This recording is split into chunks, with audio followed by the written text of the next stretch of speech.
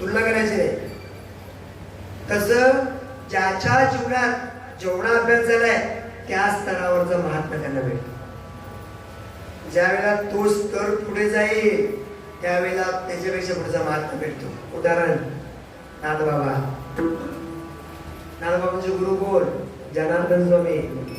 पण जनार्दन स्वामींकडचा अभ्यास पूर्ण झाला, पुन्हा ज्ञानोबाने बोलवून घेतलं आणि त्यांच्यावर अनुग्रह केला.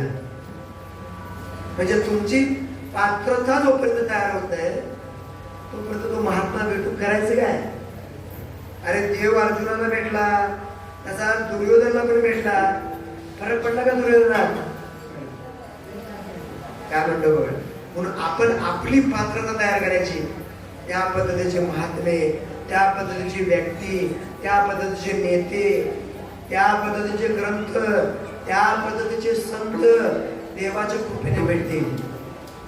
अवघड असलं तरी जगजेठी कृपा केली, करुणा केली, त्याने केली तर म्हणून देवाकडे जाऊन सांगतात अखंड जया तुझी.